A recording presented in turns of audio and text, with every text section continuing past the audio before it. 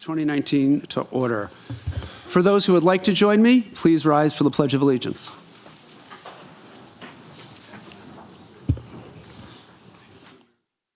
I pledge allegiance to the flag of the United States of America and to the republic for which it stands, one nation, under God, indivisible, with liberty and justice for all.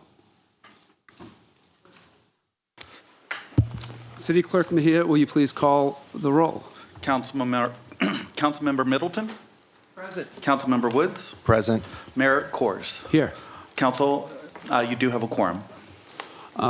Great. So we have a number of presentations that we're going to start with tonight. And I'd like the council to join me. I'd like us to do the proclamation together.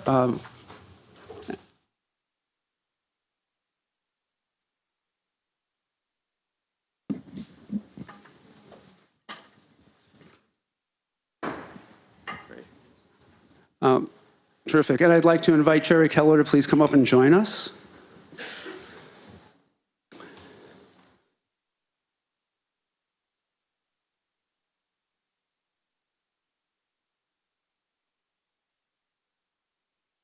So we normally would have had our council meeting last night, and we moved it because the Desert Age Project was dedicating their building to become the Barbara Keller Love Building.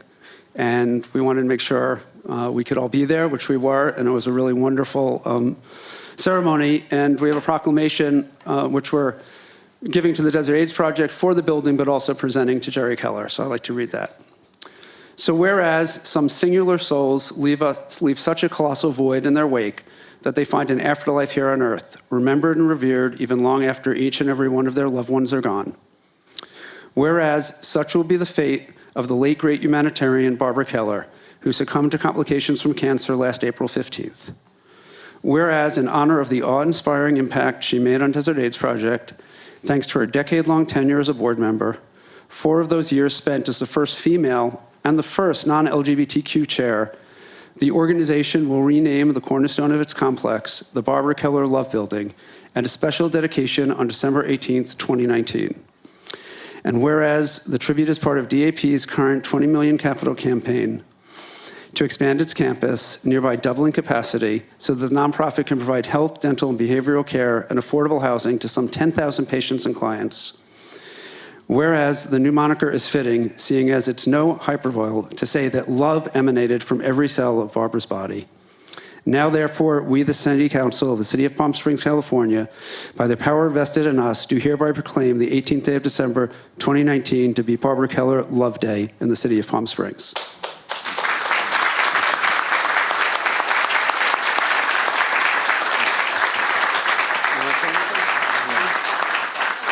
I'd like to thank the City of Palm Springs and the whole Coachella Valley for the beautiful tributes they're doing for Barbara. There's nobody in the world who deserved it more. Thank you so much. Thank you.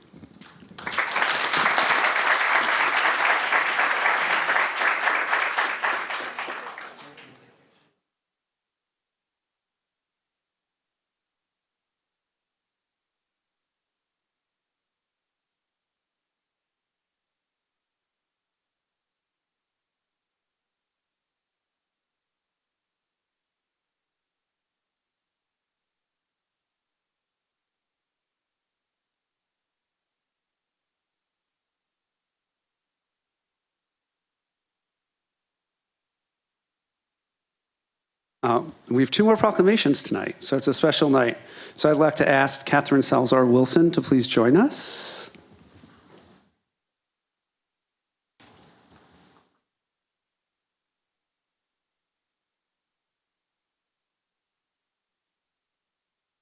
Why did you retire so young?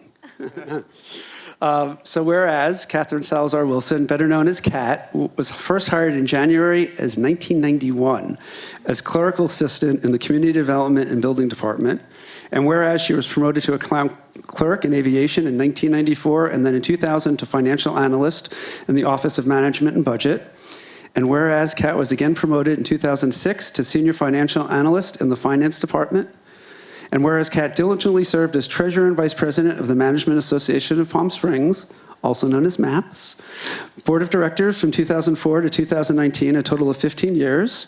And whereas Kat played an integral part in the incorporation of MAPS and negotiating contracts between the city and its mid-level managers, and whereas Kat's love and dedication to the city of Palm Springs, extraordinary attention to detail, and strong work ethic when it came to assisting the finance director with the preparation of the city's fiscal budget are legendary and much appreciated. And whereas Kat is much loved as a caring, supportive coworker with an incredible positive attitude and a talent for keeping everyone smiling, she will be greatly missed. Whereas Kat has served the citizens of Palm Springs at City Hall for an incredible 29 years, always with a smile, as you can see, and willing to go the extra mile. Now, therefore, we, the City Council of Palm Springs, California, by the power vested in us, do hereby pay special tribute to Catherine Salazar Wilson. Congratulations on your retirement.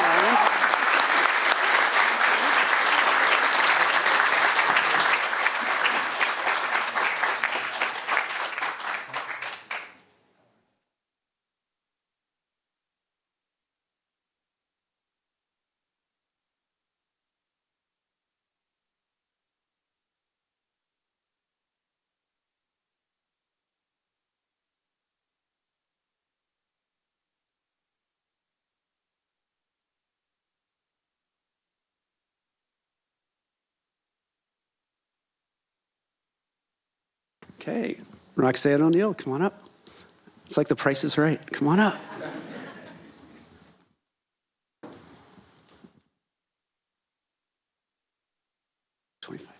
Impressive.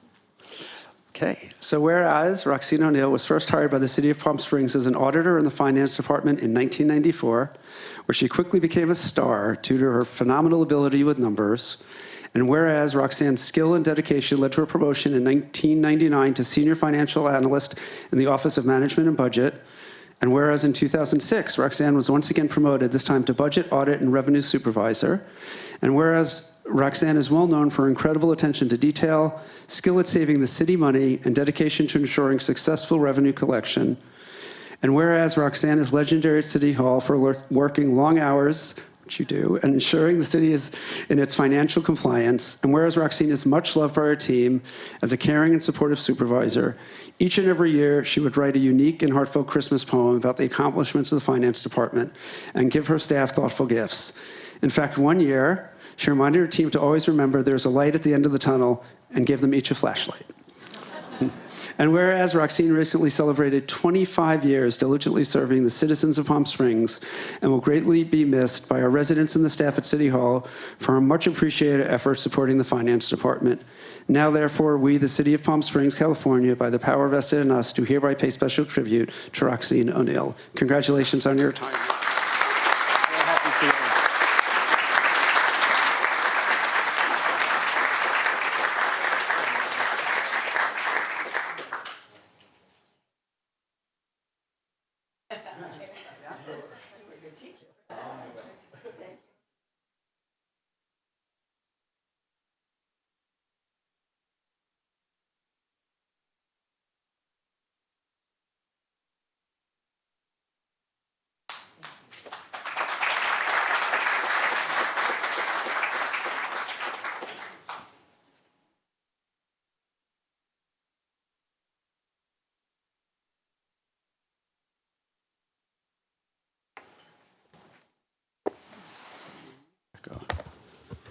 I would now like to invite our sustainability manager, Patrick Tolarky, to discuss the community garden dedication that we did earlier today for Michelle Mycian.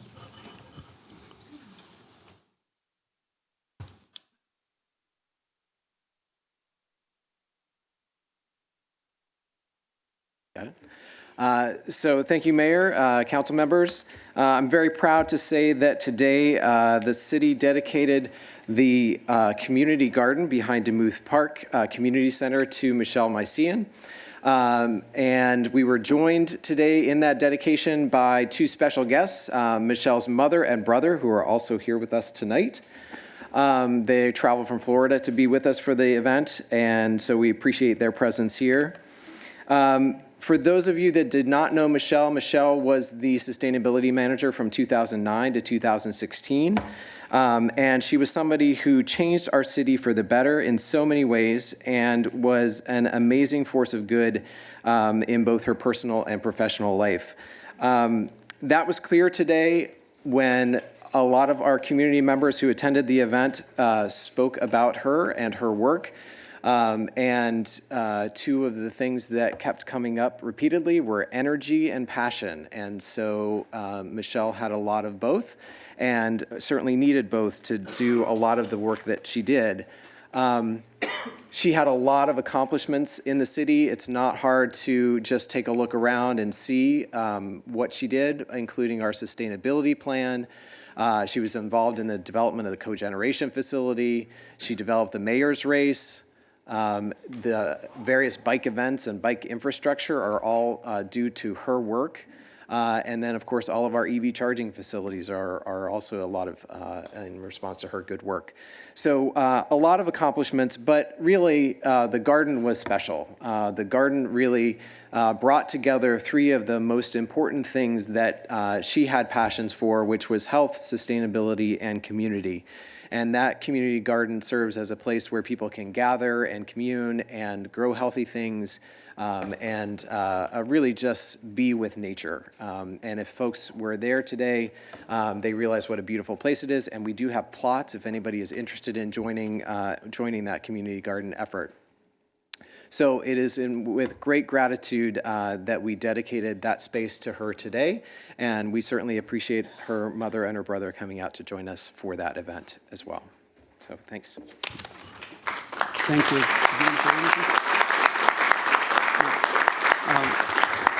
I know Councilmember Middleton worked with Michelle as well as I had, so I don't know if you want to say anything. Michelle was simply a wonderful person to work with and to know.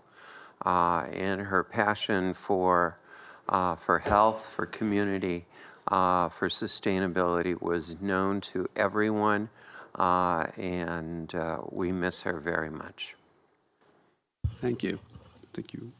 And it was a real honor to meet her mother and brother today and just share how important Michelle was to the city and how that legacy really lives on, both in the community garden, but so much of our work and our push towards sustainability and protection of the environment really all came from Michelle's passion. So we're really delighted to have you here and to dedicate this beautiful garden, which people should go see at the DeMuth Center. It's really a special place. So thank you so much for coming out for today. Please.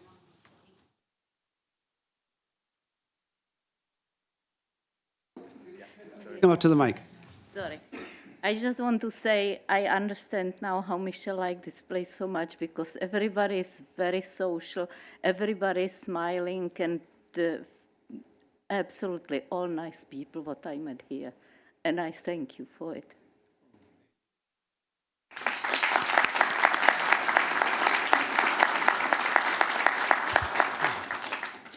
I'd now like to invite Tom Tuckward to discuss the 2020 census.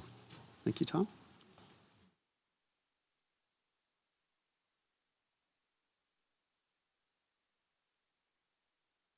Thanks very much. My name is Tom Tuckwood, and I work for the United States government for the Census Bureau.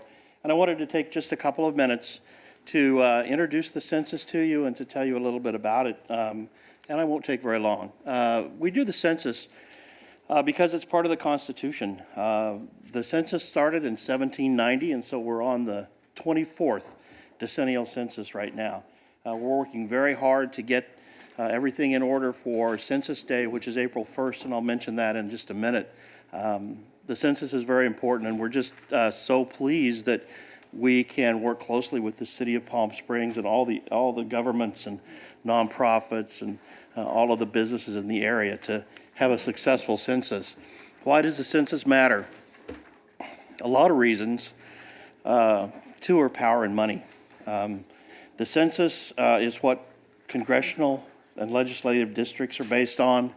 The census affects more than $675 billion annually in federal funding.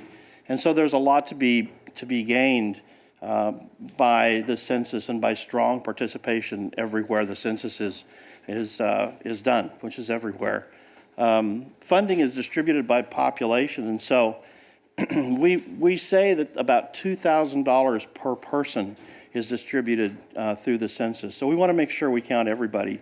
We want to count everyone once, only once, and in the right place.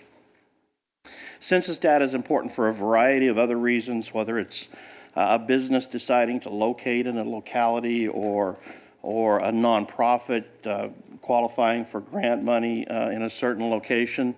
Of course, you know that it's important for government and public services. And so it's important for a lot of different things. In this decennial census, there will be a variety of ways for people to respond to the census. They'll be able to respond by internet, by phone, by mail, and of course, we will have people knocking on doors to make sure we get everyone counted.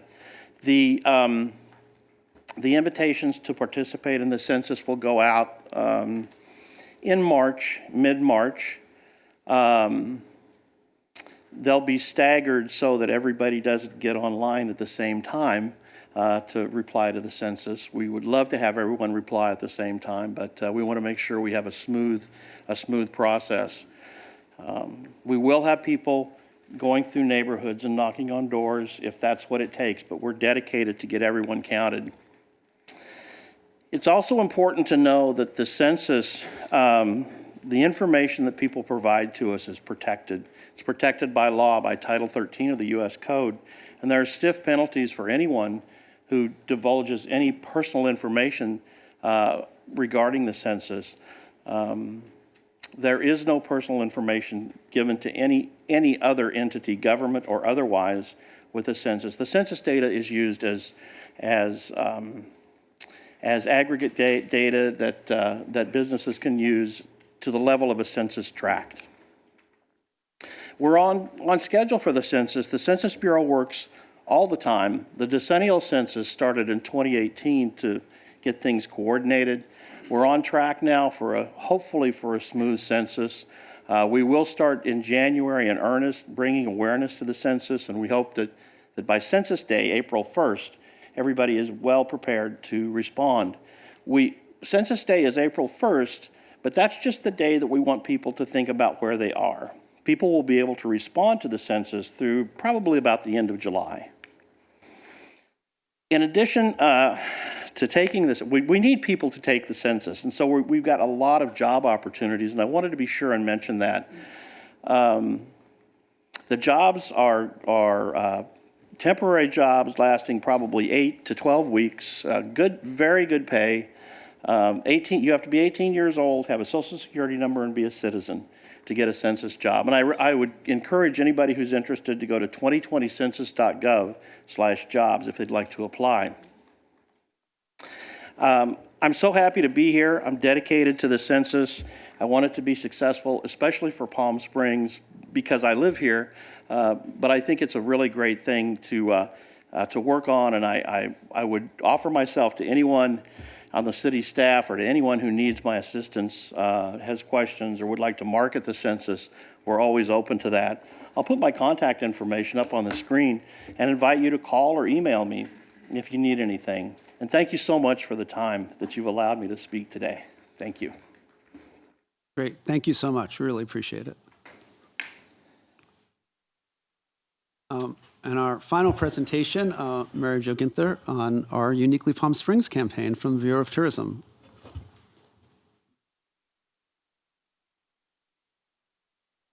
Thank you very much, Council and Mayor. Several months ago, we launched a digital, social, print, and media outreach program that reaches out to our Coachella Valley neighbors and our surrounding communities. And this connects them with the locally owned and operated tourism businesses. We call this program Uniquely Palm Springs. As a reference, our scope in the past included marketing to out-of-town overnight visitors. So this was a new direction for us. And we've continued to ramp up that effort. And with that, I'd like to show you a video with our update of Uniquely Palm Springs. From dining to hiking to shopping. Design adventure standpoint. Art museum, the architectural new downtown has really helped revitalize Palm Springs, and no longer Rat Pack Hangout. We have those.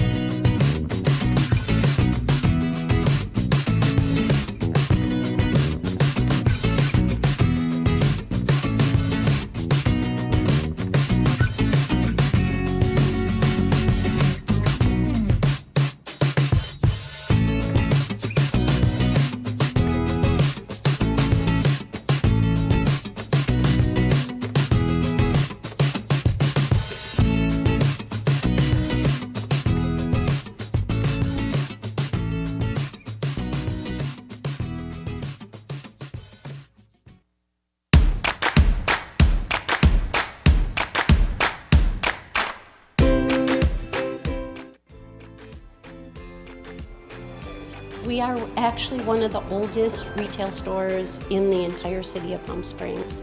It's we were here, the right place, right time. People really have it together as far as their business plans and investments, and we're seeing businesses thrive as a result of that. The thing I like about downtown Palm Springs is it's like no place else. My friends in Chicago, New York, and LA say, how did you make this happen? And I said, because I'm not in Chicago, New York, or LA. I'm in Palm Springs.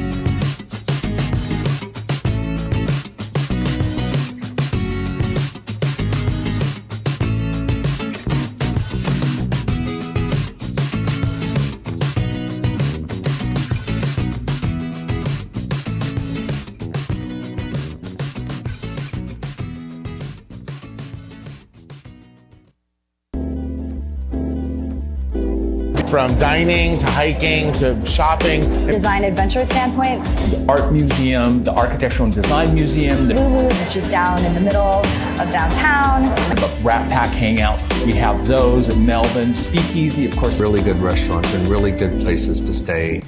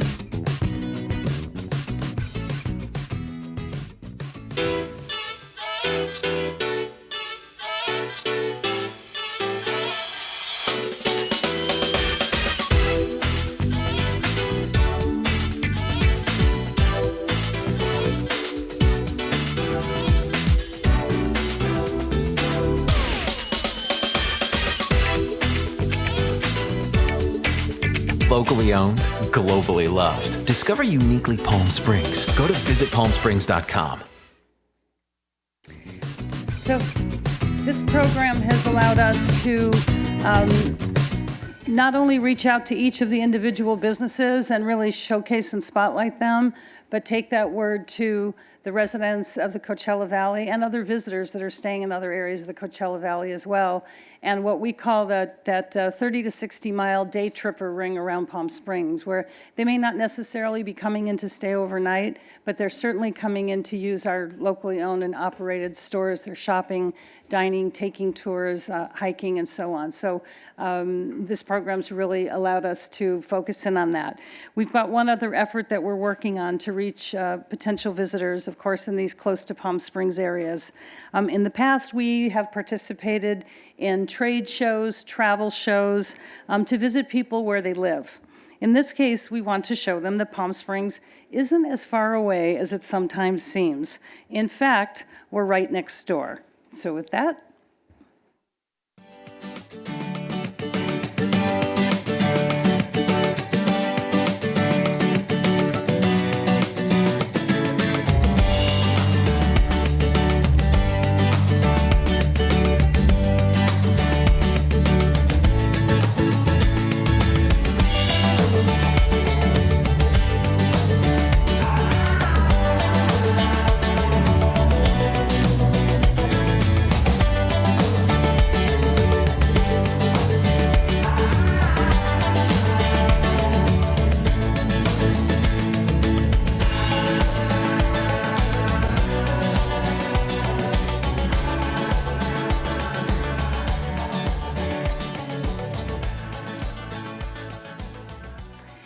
using this French railroad company's promotional idea of welcoming doors as our inspiration and recognizing the popularity of our own Palm Springs doors, we plan to take ours on tour.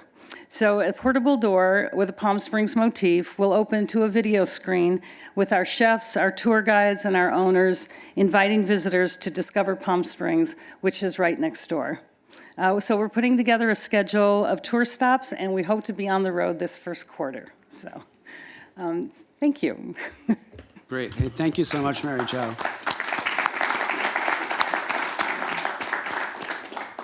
And for any business that's a Palm Springs-based business who has not yet been part of this, please reach out to the Tourism Bureau, to Mary Jo, to me, to anyone, and we can connect you.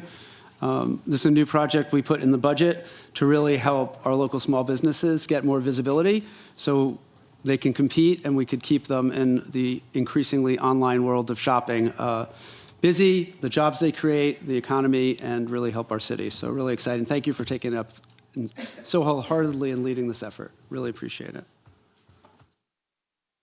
So we're done with presentations. Okay. So the next item is the acceptance of the agenda. The City Council will discuss the order of the agenda, may amend the order, add urgency items, note abstentions or no votes on consent calendar items, or request consent calendar items be removed for separate discussion. I'd like to entertain a motion for acceptance of the agenda. But first, are there any items any council member would like removed from the consent calendar for separate discussion or vote? None? Okay, I would like to remove items 1F, 1I, 1L, and 1N. And Mayor Kors, staff would like to request that item 2E related to the annexations be continued to the City Council meeting of January 9th, 2020. Terrific. Okay. Do we have a second? Oh, you're looking? Okay. So we can vote.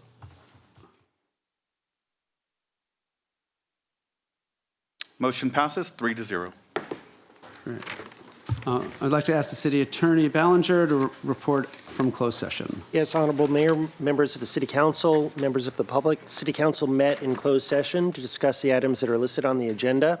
Councilmember Garner participated for the first item of litigation, but not the others, and there was no reportable action.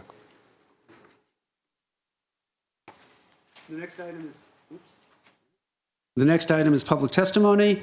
This time has been set aside for members of the public to address the City Council on non-public hearing agenda items only. 2 minutes will be assigned to each speaker. You're asked to please begin your time by telling us what agenda item or items you are speaking about. Please note that testimony for public hearings will be taken at the time of the public hearing, and general public comment for subjects not on the agenda will take place later in the evening. So, City Clerk, are there any speakers? There are 3 currently. If you would like to speak on an agenda item, please put in a card now. The first speaker is Jeff Jones, followed by Ann Sheffer, and then Tracy Merrigan.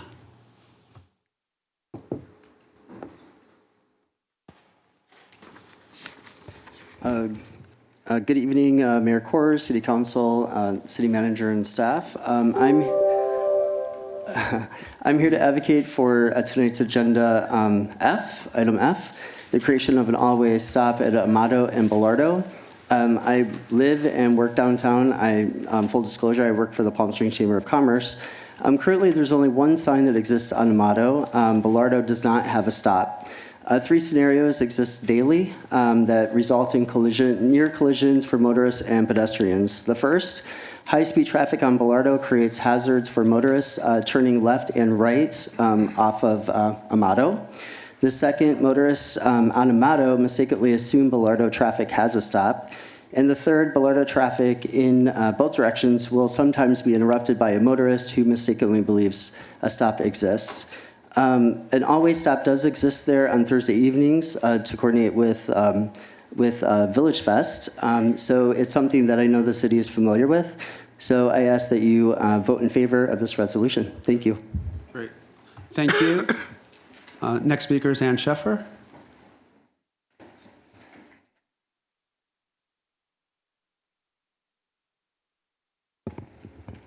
Hi. I'm Ann Sheffer. I'm the chair of the Public Arts Commission, and this is Tracy Merrigan, who is the vice chair. Since we've had a number of items on the consent agenda in recent months, I thought I would come and give you some context for what we're doing. We started this effort to redirect the way the Arts Commission works in 2017 when we put up a sign that read, "Imagine Art Here," downtown by the pit in the Grit development. And art started appearing, the babies, the guest house, our mural, etc.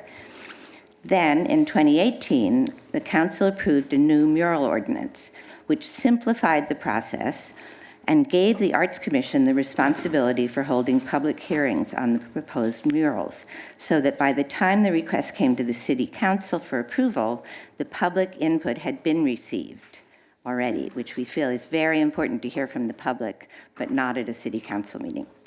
Since then, we've handled applications for 9 murals. We've initiated 3 murals of our own, plus a graffiti park and the wonderful Downtown Bench project, all of which are serving as pilot projects for how best to proceed. And now, from Imagine Art Here, we have changed our slogan to Art is Here, and I've left you all a button that says that. And if the guys over here share the M&Ms that say Art is Here, you can see those too. Along the way, we have partnered with a number of city departments and other commissions and community organizations such as Main Street. Now we're working with the Palm Springs Cultural Center, and most importantly, the Palm Springs Art Museum, where nearly 40,000 people last year enjoyed free admission on Thursday evenings, thanks to the support from the City of Palm Springs. And we've greatly enhanced the programs that go on Thursday nights. And this is going forward. We plan to work more collaboratively, and Tracy's going to tell you about that. Okay, Tracy, speak in the mic, please. Can you speak in the mic? Oh, sure. Yeah, thanks. So I'm just going to continue on from where Ann left off. So we just wanted to kind of update you on a few things that are coming up and things that we have in progress. So I wanted to tell you quickly about our Gerald Clark road sign project. Gerald Clark is a Cahuilla tribal member from Anza, and he has a retrospective that's opening up at the Palm Springs Art Museum on January 18th. So we've been working with Gerald to have a public art project in the city of Palm Springs. We have 13 signs that are going to be installed in 6 of our parks. Hopefully we'll have that will happen in January, and we're going to design some public programming for the community around that after the show opens in the winter, so over the springtime period. So Gerald is a very community-oriented artist and is excited to do some community outreach programs here in Palm Springs around his road signs and his art. So that is, we're extremely excited about that. And then in January, we're starting a program. We decided one of the emphasis this year was to do a lot of community outreach. So we're going to give a presentation to 1PS to kind of gauge see where the community wants public art, see what the community needs for public art are. So to have a somewhat year-long engagement program with the community that would also include the Parks Commission and the libraries and sustainability. So Monday, we're presenting at the Parks Commission on the Gerald Clark project, and we've had representatives go all around the neighborhoods where these signs will be to have public comment. Great. Thank you very much. Thank you. City Clerk, are there any other speakers? Mr. Mayor, no other speakers. Okay, with that, we will close public testimony. The next item is City Council and City Manager comments and reports. City Manager, do you have? Yes, Mr. Mayor and Council, thank you. First, I'd like to ask Patrick Tallarico, our Sustainability Manager, to come back up and just give us an update on the trash cans. As you recall, you had approved to purchase the new trash cans. They're about ready to be installed, and we have an update. Patrick? We do. So the downtown trash cans and recycling containers will have arrived. And the installation will actually begin next week. They said that they're going to start on Monday and continue through the week, I think. The other thing I wanted to mention is that there's going to be signage associated. Can we see the next slide? Yeah. Do you have the? Where's the clicker? Just, yeah, that's it. So there's going to be signage associated with these. And so in particular for the dual containers, so the trash and recycling paired containers, we're going to have a little sign that goes in between them that basically says what you should recycle and what you should put in the trash to make sure that people understand what goes where. So, and then the only other thing is we may have some signs on the individual containers that further reinforce that message. So that's the plan. All right. Okay. Thank you, Patrick. Thank you, Patrick. Thank you. Any questions? All right. Okay, thank you. Great. And Mayor, there is one more presentation. I'm going to ask Marcus Fuller, Assistant City Manager, to give us an update on the Indian Canyon two-way project. As you know, it's in the final stretch, and we wanted everyone to have a clear understanding of how we're going to finalize this project over the next couple of weeks. So we're commencing with a public education campaign because we want to remind everyone that indeed Indian Canyon Drive will be two-way. So for pedestrians, in fact, it's almost like going to England. You need to look both ways.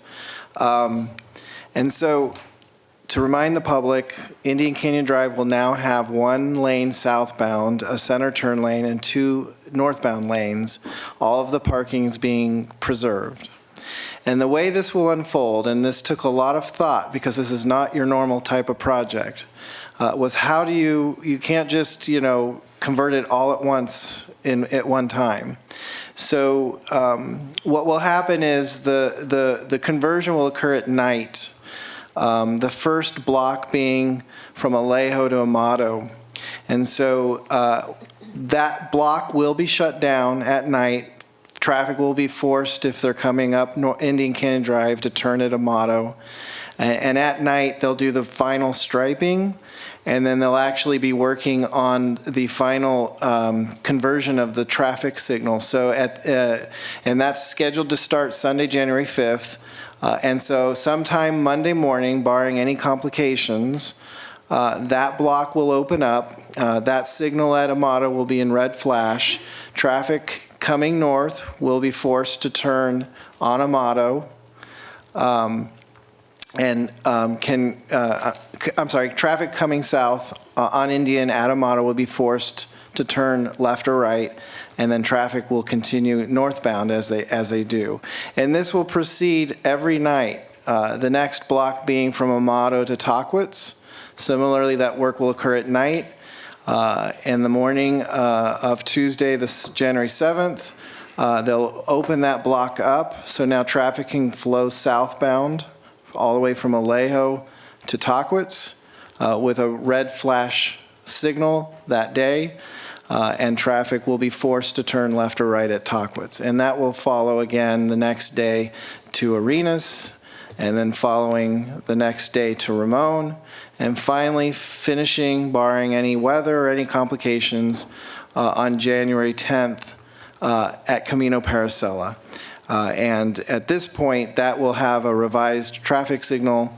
I would encourage drivers to be cautious as they navigate this complicated intersection as we add this new circulation into this intersection. I will be recommending in the future council appropriate funding to pursue a traffic circle there and make that a little easier to navigate. But we're nearing the completion of what has been a challenging project. I appreciate all of the merchants' patience with us because some of the work has really affected some of the merchants, particularly at the intersections and at the corners. But we're nearing the finish line here, so we'll be rolling this out for the public to remind them about how this is going to occur starting on January 5th. Great, and thank you for that, and also thank you, Marcus. I know the schedule was for this to be done by the end of January, so to see this completed ahead of schedule is really great. So I know it took a lot of work to keep this on track, given how complicated it was. So really want to thank you for your leadership on that. Councilmember Middleton. Thank you, Mr. Mayor. Just a few comments. Last Saturday, I had the opportunity to participate with a number of others at the Desert Memorial Cemetery for a Wreaths Across America project. This was sponsored in large part by the Daughters of the American Revolution. But on that Saturday, over 600 grave sites that are the final resting place of veterans were honored with a holiday wreath in the appropriate religious or non-religious nature for each individual. And that was a very good day honoring our veterans. There are actually over 2,500 veterans that have their final resting place at Desert Memorial in Cathedral City, a part of the public cemetery system here in the Coachella Valley in Palm Springs. Secondly, today I had an opportunity to participate in the first, and I hope not the last, LGBTQ and aging program conducted at the Palm Springs Convention Center. Over 150 people attended the event, which was graciously sponsored by Eisenhower Medical Group. SAGE, a national organization advocating for LGBT seniors, played a tremendous role in the planning of this event. We had presentations that included individuals from the LGBT Center, from Desert AIDS Project, from another number of organizations around California dealing with issues of social isolation, culturally competent health care, HIV and aging, and affirming communities and affordable housing for our LGBT seniors. Coming up on January 3rd at 2 p.m., there will be at the American Legion on Belardo a rededication of their Class 1 status, and I hope to see everyone coming out to honor our veterans on that day and our members of the American Legion Post. And lastly, as most of you know, I am a member of the CalPERS Board of Directors, and on January 22nd, CalPERS will initiate a new event that we hope will take place every year, and that will be an entire day devoted for the Board of Administration solely to stakeholder input. And one of the things that I am particularly trying to see happen is a number of municipal officials from around California to be present on that day, either in person in Sacramento or by email and by letter, identifying the issues of the financial strain that CalPERS costs are imposing upon municipalities, as well as the importance of these pensions for those public servants who have been promised these pensions. In future years, it is our plan to take this event on the road and hold it in cities across the state of California. Thank you, Mr. Mayor. Thank you. Councilmember Woods. So I got a really welcome from the city of Palm Springs after being on the job for just 2 weeks, or a little over 2 weeks. And I want to thank everyone for that, so much so that my mailbox is blowing up beyond belief. And requests for meetings are also quite out there. I am really trying very hard to answer those emails the best I can and to meet with people who have requested meetings the best I can. And I thank you very much for your warm welcome to my new role as a council member. Thank you. Thank you. So I have a number of things. I think right after our last meeting, we had a really busy weekend, all of us. We first had a special council meeting on the arena, which obviously is on tribal land and a tribe project, but we really wanted to get community input.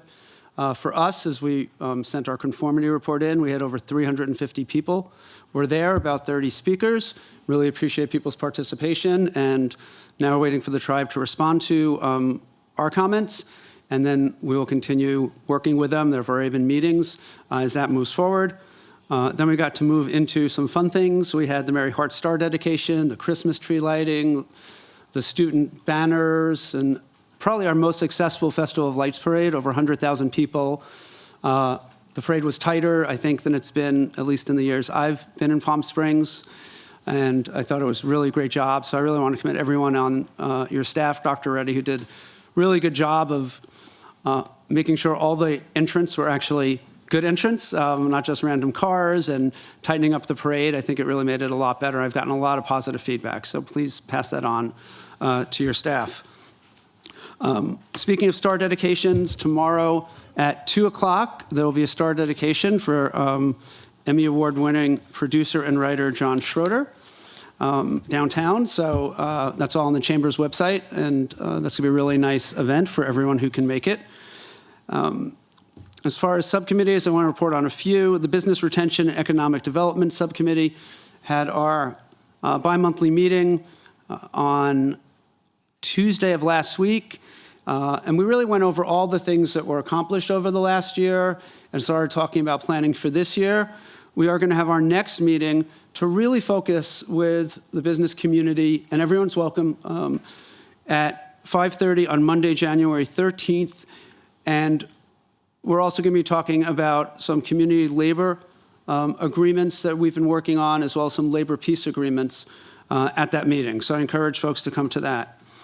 Desert Community Energy, which is a partnership between Palm Springs, Cathedral City, and Palm Desert that we have staffing from the Coachella Valley Association of Governments, had our meeting 2 weeks ago, a little less than 2 weeks ago.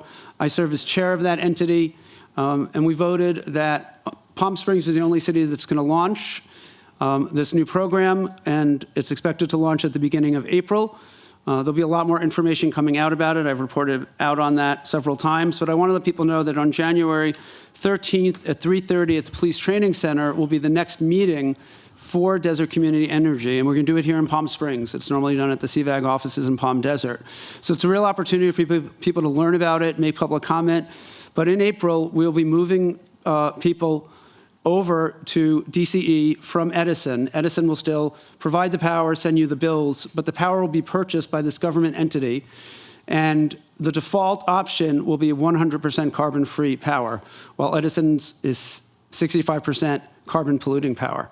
Now, you can opt down to slightly better than Edison if you choose to, or you can stay with Edison and you'll be getting 4 notices in the mail. We're doing a big public effort to do public education, but this meeting's a good chance to do that. If you're on net metering for solar, that will be at least as good as what you're getting from Edison, if not better. That's our goal. And instead of profits going to the shareholders, they get reinvested into the communities. And for Palm Springs residents, it will all be in Palm Springs until the other cities start up to use, so we can either build our own solar farms or keep rates down if there's a rate spike, or give rebates for energy efficient appliances. So that money will go back into the community. So I'm really excited about the project. You'll hear a lot more about it, but I did want to let people know that that meeting was coming up. Other thing I want to touch on is we get a lot of questions about some of the hotel projects that are in flux or stalled and where they're at. So I want to give an update on that. We did include an update, although things have changed, in the last poolside, or the first poolside Palm Springs. So I want to give a brief update, but I've talked to the city manager, and we're going to do quarterly updates on all the major projects, whether they're hotels, housing, commercial, and city council meetings in the first month of every quarter, at either the first or second meeting, depending on how packed the agendas are.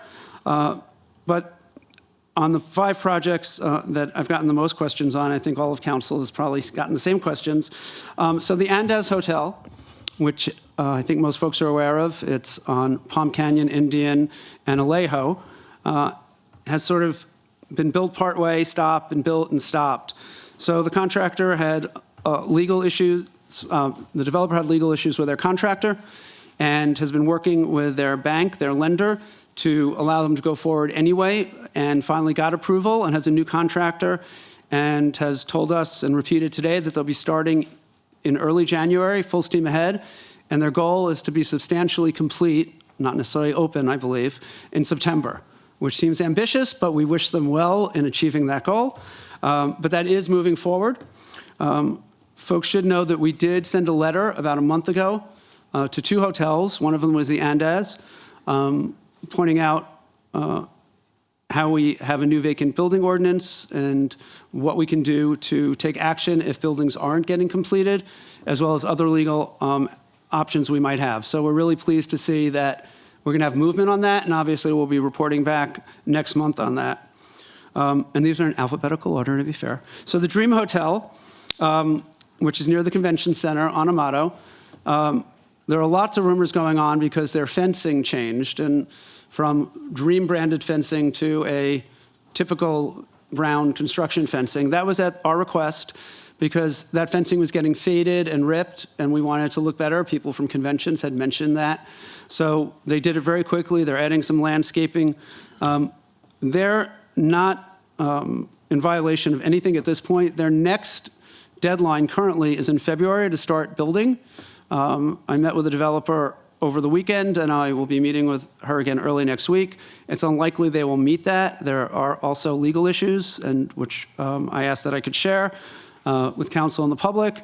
And what she has told us is that she paid her contractor, who turned around and didn't pay the subcontractors, as they're required to, who then put liens on the property, which is keeping her financing from coming out. And they had a mediation, and I'm going to get an update next week on that, and so we'll bring that back to council. But she wants to come to council before her deadline passes, so we're not going to her. So we'll be working on that, and we'll have more to report on that next month. The Orchid Tree Inn, which is in the tennis club where the old community church is, we did approve an agreement. It's not final with the developer, with a very tight timeline to get that built and open. And we're still in the final negotiation with the legal subcommittee. There are only a couple points that we have to finish, so we're hoping we'll be able to share at the first meeting in January whether we have an agreement or if we're going to start taking enforcement action on that property. The Tova Hotel, which is the one next to Rick's Restaurant, north of Vistacino, which truly is a wooden shell at this point.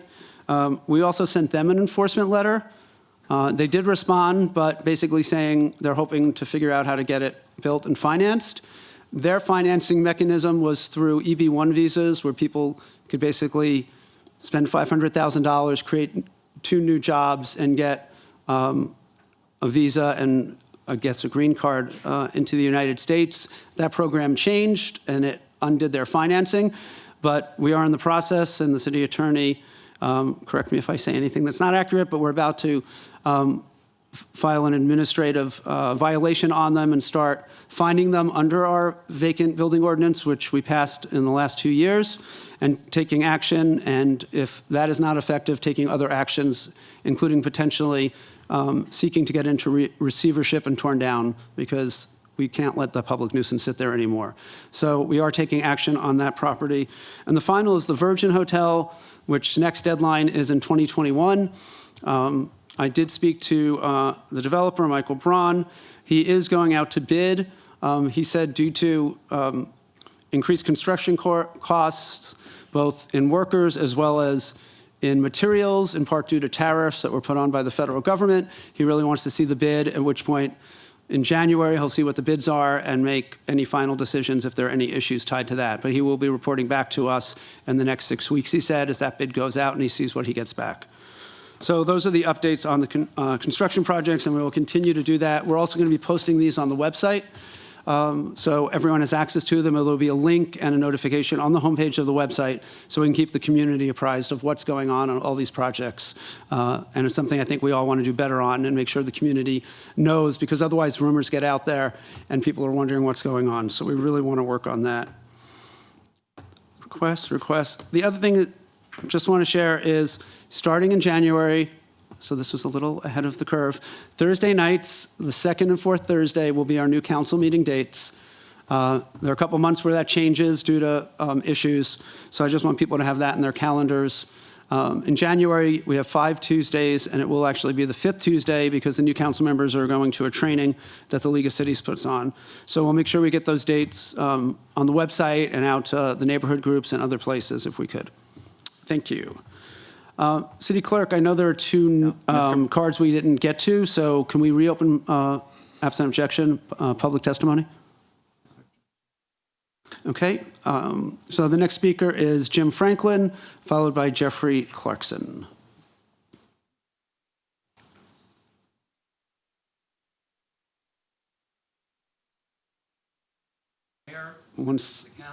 Staff, my name is Jim Franklin, representing the Palm Springs Regional Association of Realtors. I'm here to speak in favor of 3A, specifically eliminating the smoke inspections from the fire department.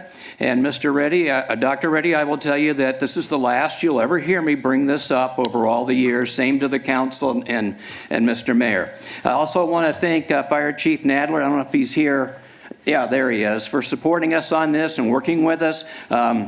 Chief, we have a few little minor things we're cleaning up, but I think everything's going good with it, and I respectfully ask for your vote in favor of this. I'm going to go home because I can't stay up until midnight when you're going to get to that point, and I hope you have a safe and happy holiday, and I will see you January the 9th, Thursday. Thank you.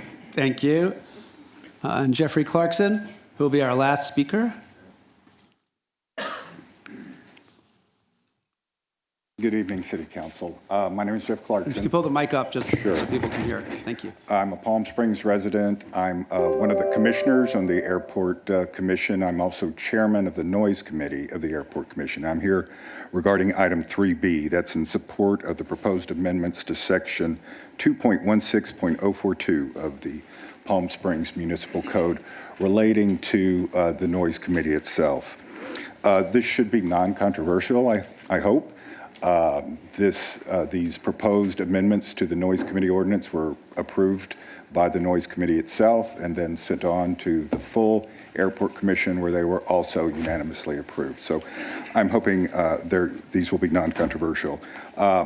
Just as background, one of the first things I noticed when I became chairman of the Noise Committee was that the ordinance that creates the Noise Committee was out of date. There are actually 6 committees of the Airport Commission. The Noise Committee is the only committee that actually is required under the ordinance. So it is important, but The ordinance was adopted back in the mid-'90s, and there were several things in it that were simply outdated. I won't go into the details of all the changes that we're proposing. There's basically 5. I will mention a couple of things. The ordinance mentions an organization called ROAR, which was Residents Organized Against Runway Extension. As far as we can tell, and I think the city clerk has checked, this organization is no longer around, which makes sense because those runway extensions were completed about 2 decades ago. So it's not as much of a concern. The other item, a major item change, is that the Noise Committee ordinance requires the members of the Noise Committee to be appointed by the mayor. As far as I know, the mayor has not been doing that. So we've made that change as well, just to have the members appointed by the commission, the chairman of the commission himself. So that's it. I'm going to stay here for the rest of the meeting. That's toward the end of your agenda. If you have any questions, I'll be here. I think Tom Nolan is coming as well. So. Thank you very much. No other speakers, Mr. Mejia? Okay, so we will close public comment. So the next item is the consent calendar. I will entertain a motion to accept the consent calendar without the following items removed for specific discussion. Items 1F, 1I, 1L, and 1N. So we have a motion by Councilmember Middleton, second by Councilmember Woods. Motion passes 3-0. Okay.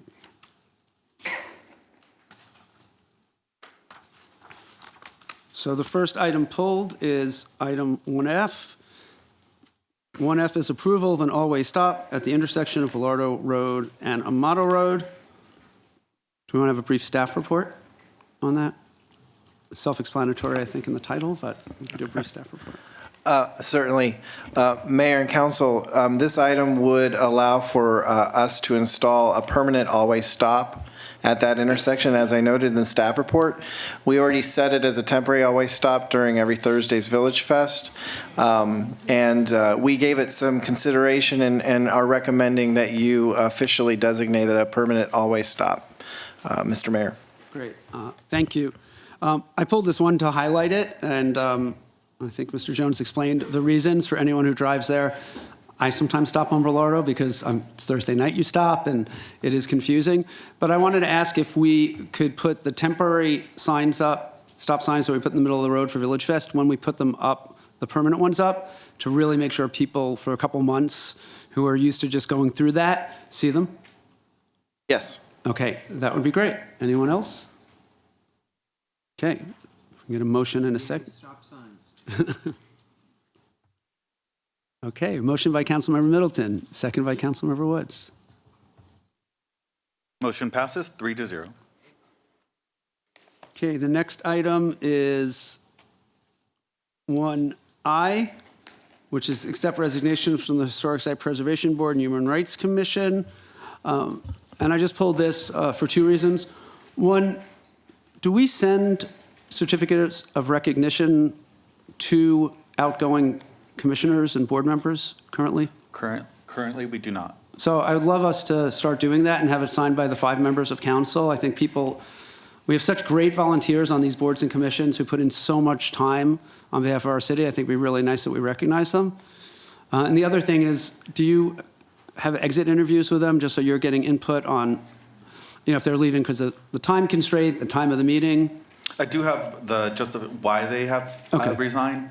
They were all personal in nature. Okay, great. But it would always be good to get that feedback, just so we know if there are issues, the communication isn't good, or the time of the meetings don't work, or whatever that may be. Absolutely. Great, thank you. So, anyone else?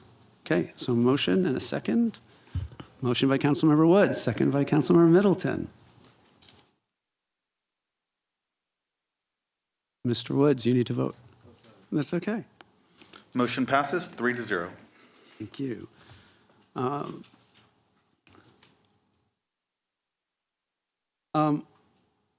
Next is 1L. Can we get a staff report on that? Thank you, Mayor and Council. This item would approve a settlement agreement to pay Lamar Billboards for a required relocation of an existing billboard that's located on private property. This is related to the future widening of Ramon Road and the Ramon Road Bridge from 4 lanes to 6 lanes. So for the public that doesn't know, we've been working on this project for many years. It's federally funded. It's about a almost $40 million project with about 90% coming from federal funds. The widening requires acquisition of additional right-of-way, and that billboard is in the way of our roadway widening, and so we are required by federal law to pay to relocate that billboard. So this agreement would accommodate that, and we recommend your approval. Great, thank you. And because I did get a question on this, I wanted to pull it, and I know I had the answer in the staff report, but no general fund monies are being used to pay for this, the billboard relocation. None. In fact, it's located in Cathedral City. We're just the lead agency, so we're the agency that has to approve the And it's agreement. being paid for by the Coachella Valley Association of Governments in Cathedral City. And federal funds, And yes. federal funds, okay. Great. Anyone else? Okay, motion by Councilmember Middleton, seconded by Councilmember Woods. Motion passes 3-0. Great, thank you.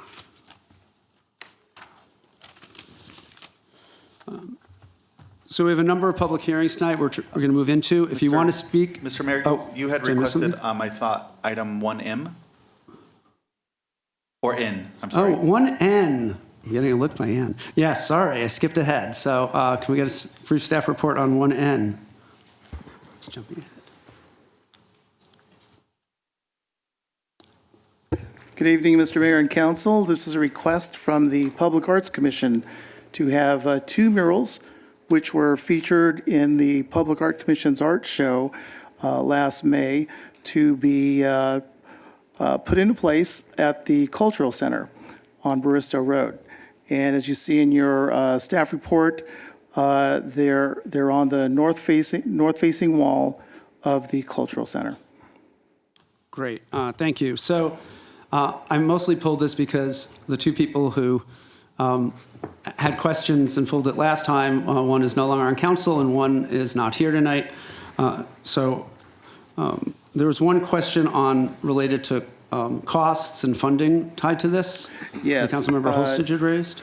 The cost for having the 2 murals installed is $15,000 total, and it includes, it will be administered by the Cultural Center, who will arrange for the scaffolding and the maintenance of the murals and have the artists come in and actually put the murals up into place. Okay, thank you. And then the other comment was that there were 2 murals sort of near each other, and it was an artistic comment, so I'd like to ask our Public Arts Commission Chair, Ann Sheffer, if she would like to make any comments on that. If you don't want to, you don't have to. But I want to give you the opportunity. The murals work very well together, and that, as you say, is an artistic and personal comment. But I did want to reiterate that we held a public hearing at the site, and actually 2 members of the public came. It's surrounded by parking lots, and the farmer's market takes place right there, and the vintage market, so there will be lots of people watching this process. There are some houses with a wall between them. So, but this is a case where we felt it was very important to have the public hearing at the site. So if there were people in the neighborhood who objected to it, they would have a chance to speak, so that by the time it got to council, you would know that we had touched all the bases. But also, we're very excited to be doing it with the Cultural Center, because it's very hard for the city to hire an artist. And we have worked very hard on contracts, and they come back with requirements for automobile insurance, which just don't seem to relate to an artist standing in a pit painting a mural. By doing it through the Cultural Center, we empowered them to make sure there's insurance and scaffolding and pay the artists and promote it. And so this is what we're looking to do more of in the future. Great, thank you. Any other questions or comments from council members? Yeah, Councilmember Woods. I just have a comment. I was concerned about spending $15,000 on something that may have only been up there a year. And I'm totally appreciative of art, and I understand the benefits of ephemeral art as being a very positive thing. So I had an opportunity to speak to both Anne and to management at the Cultural Center, understanding that this piece of art may not be a long-term piece of art, that it will be rather ephemeral. Well, and when we rewrote the mural ordinance 2 years ago, it used to have a minimum time that a mural had to stay up for 5 years or something. And we're finding that because of the damage that the environment does to murals and sometimes graffiti, that these ephemeral works of art and the opportunity to keep refreshing them is actually better than, there's a mural as you come into Palm Springs that was done so long ago that the building's been sold twice. It's empty now. The paint is peeling and there's nobody in charge of maintaining it. So having some turnover is really good, I think. And we really want more community input. If someone wants a mural or a painted bench, we're going to make it possible for them. So. Great. Anyone else have any questions, comments? Okay, thank you very much. Appreciate it. We have a motion by Councilmember Wood, seconded by Councilmember Middleton.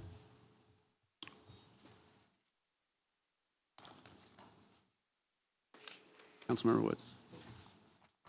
Motion passes 3-0. Great. Thank you. So as we move to public hearings, if you want to make public comment on any hearing item, please see the city clerk and fill out a yellow card. Our first public hearing is item 2A. It's consideration of an appeal by Steve Aguilar on behalf of Montalvo Enterprise of the Planning Commission's action to deny a conditional use permit application to operate a cannabis manufacturing, cultivation, transportation, and distribution facility within 4 units of a vacant 13-unit industrial building located on 1251 Montalvo Way. Staff report? Mr. Mayor and members of council, this is a request for an appeal of a denial by the Planning Commission for a cannabis facility. In terms of the application request, the facility is approximately 8,740 square feet in area, and it will include cultivation, manufacturing, and distribution uses. The Planning Commission denied the application on October the 23rd. The applicant filed their appeal within the time period for appeals. In terms of the timeline, the administrative permit for the use was issued on February the 4th of this year. The conditional use permit application was filed with the Department of Planning Services in March. We began the CEQA analysis of the application in May of this year. In July, the applicant submitted revised plans to us, adding a manufacturing use to the facility. And then again, as I had mentioned, the Planning Commission hearing occurred on October the 23rd. In terms of our review and recommendation from staff, the July 2019 plans were the basis for our analysis and staff report, as well as the submitted odor control plan. Based on those plans and the application, we recommended denial of the proposed use related to the configuration of the building and the odor containment. In terms of our recommendation of denial, these are the July 2019 plans. What was a concern for us is that the cultivation rooms have doors directly to the exterior, and so that leads to concerns about being able to adequately contain the odors. And I've circled those doors in red on the floor plan that you see there. Now, based on our recommendation for denial, the applicant provided an updated floor plan from October, and I'll talk about that in just a moment. One of the other concerns that we had with the proposed retrofit of this building is in the upper left-hand corner, you see a section through the building. It does not show that there's any new ceiling being proposed for the cultivation rooms. Typically, what we've seen in other applications is applicants will build a box within a box, and especially in older buildings, this is very important to contain odors. Again, that's not shown on the plans here. And then below, in the elevations of the building, you'll see HVAC units, or the mechanical equipment, which is sitting on the roof. So these are packaged HVAC units that then penetrate through the roof to air condition and condition the building. So based on those factors, we had recommended denial of the request. As I had mentioned, the applicant did submit a new plan to us just immediately before the Planning Commission meeting. This does show a reconfiguration of the floor plan, and it does show new walls in front of the doors to the exterior. But one of the concerns that we had, there are still showing some wall gaps. So with the new wall being discontinuous, we were still worried about exfiltration of odors in this existing building. In terms of the Planning Commission hearing, the Planning Commission reviewed the CEQA analysis. They reviewed the July 2019 plans. We did provide the October 2019 plans in their packets there at the dais. And then the Planning Commission reviewed the testimony that was provided by the applicant's odor control consultant, the city's odor control consultant, and the public testimony that was offered. In terms of the conditional use permit, the Planning Commission could not make the following findings. Criteria number 2 is relative to the use not being detrimental to existing or future uses. Again, there were concerns based on the submitted plans that they would not be able to adequately contain odors. And then secondly, condition number 5, or criterion number 5, that there are adequate conditions to protect the public in terms of public health, safety, and welfare. So the Planning Commission did not find that those criteria were met. In the applicant's appeal letter, there are quite a number of charges that are made. I've summarized these into 2 distinct areas. Number 1 is relative to the fact that the Planning Commission did not give adequate consideration to the revised floor plan and revised odor control plan. I just want to note that those plans were provided after the staff report was written, and so the Planning Commission had to review those at the dais and also listen to the testimony from the applicant relative to those revised plans. In terms of the second issue that is alleged in the appeal letter is that the Planning Commission is biased against cannabis uses. I want to state that the Planning Commission's denial was based on findings relative to the conditional use permit, as I had mentioned earlier. The Planning Commission had already approved 2 other cannabis operations within that same building, so again, there is no demonstration of bias there. And since that hearing in October, the Planning Commission has approved 2 additional manufacturing facilities in retrofitted buildings, both at their November 13th meeting and at their December 11th meeting. So the Planning Commission has a history of approving cannabis uses, but in doing so, they have to ascertain that all of the criteria for a conditional use permit can be met. So in terms of our recommendation relative to this appeal this evening, staff is recommending denial based on the current plans that we have in possession. However, that's not to say that they couldn't produce new plans to address the issues relative to odor control and retrofitting the existing building. In your yellow folders, you have a PowerPoint presentation from the applicant, which does show that they plan additional retrofits to the building, and I'm assuming that the applicant will address that during their testimony this evening. So again, based on the current plans that we have reviewed, we cannot recommend approval of this appeal. However, we would state that with further work by the applicant, it is possible to retrofit the building. That concludes my report to you. I'd be happy to answer any questions you might have.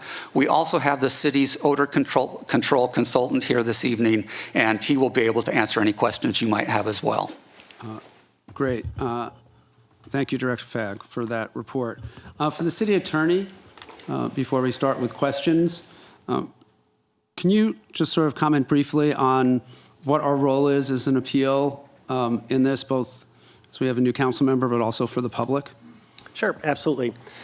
So the item before you is an appeal of a conditional use permit denial by the Planning Commission. Conditional use permits are quasi-judicial decisions, meaning you are acting sort of in a capacity as a judge, which means you're going to be applying the facts to the law.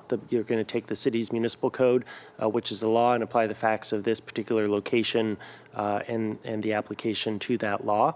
It's different than when you're acting in your legislative capacity, when you're adopting a new ordinance.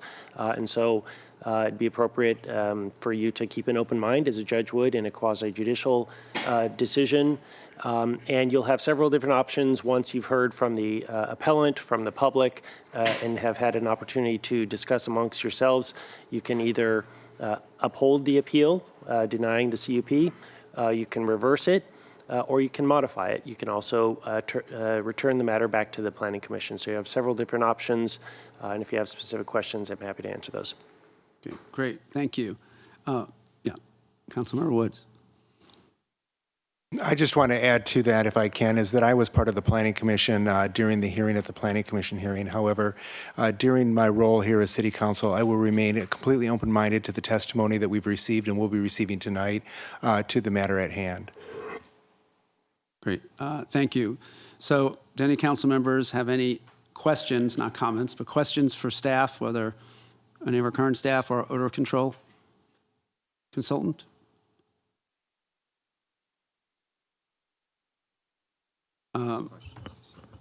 Okay, I do have one question for our odor control consultant.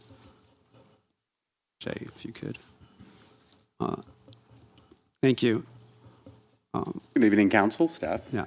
And just for the record, I did call Jay. Jay Takis, 15,000 Jay Incorporated. Takis, but just for the record, I did have a conversation with Jay asking this question. Do you believe, so two questions. First, do you believe that the original plan or this plan will meet our ordinance criteria of no odor at the property line?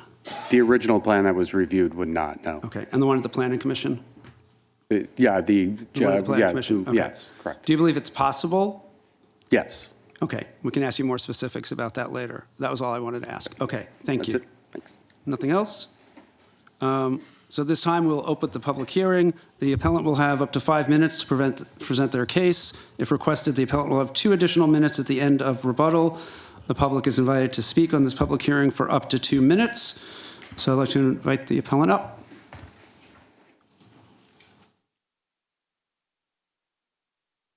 I'd like to submit a copy of the documents that I scanned and emailed. Some didn't come through that clearly, so, and there's also an additional 30 documents in there.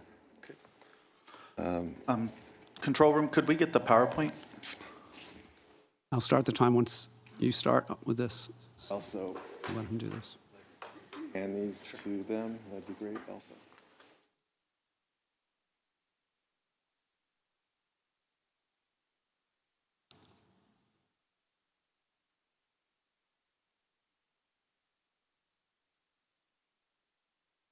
Just one thing before my clock starts. We were, unfortunately, last time didn't have a lot of time to present our case, and this time we've been told we were limited to 5 minutes, and I've got these guys that are more educated about speaking what we're talking about, but I do have a little intro, and I'm wondering, is it possible with our 5 minutes, can I stop it when I'm done to transition to him so we don't lose time, given we only have 5 minutes? Yeah, you can all speak within that 5 minutes, and of course, council can ask questions. Okay, but can we stop it while we transition? We got a slideshow and stuff. I just don't want to lose okay with everyone? Valuable time. Yeah. Okay. All right. I can pause this, so let me know when. I'm ready. Okay, let's go. Go. Honorable Mayor Kors and City Council members, friends and neighbors, and city staff. My name is Steve Aguilar, and I'm an appellant today. The appeal contains my written sworn testimony that the Planning Commission staff left out their presentation, critical information considering my fully compliant odor control plan, meant to further the zero tolerance policy of the city. Had the Planning Commission received a full briefing on the odor control efforts, they would have voted differently. In regards to my plan, just in regards to what the Director of Planning said, it was actually submitted on October 3rd, not the day of the hearing. Can you please stop the clock? Thank you so much.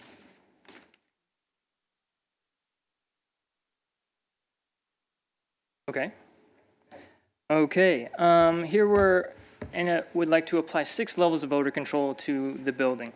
Our first level would be the spray foam insulation of the outer shell metal of the building, which we'll cover in the next slides. Box-in-box construction, containment areas and airlocks, carbon scrubbers in compliance with Palm Springs City Ordinance, carbon and HEPA air filters by Element Air Designs, and PHI odor neutralizer air cleaners also by Element Air. Here we are applying spray foam insulation to the interior face of the building. This is a technique used to seal voids, cracks, penetrations throughout the exterior shell. As you can see, it creates a continuous airtight envelope to help better contain, control, and treat all air within the facility. Next is our box-in-the-box construction. This is similar to the theory of the first method of air control, but we are applying a second envelope within that exterior envelope. So this is a new construction, box within a box, second airtight envelope within the already treated shell. As you can see, the new box is highlighted in red in the diagram. We are providing this additional layer to, again, assist in capturing odor and directing them to proper treatment. Here we are now implementing airlocks just outside of all cultivation and manufacturing spaces and just inside all exit doors. These are small rooms that are used to capture and treat odors as people move between the spaces. Inside each odor-producing room and inside each airlock just outside of those spaces, and also inside the airlocks just inside the building from the exit, we are providing carbon scrubbers. Each room would be equipped with carbon scrubbers large enough to treat the entire volume of that room every single minute. So that's the entire volume of the room being processed within 60 seconds time frame, continuously 24/7.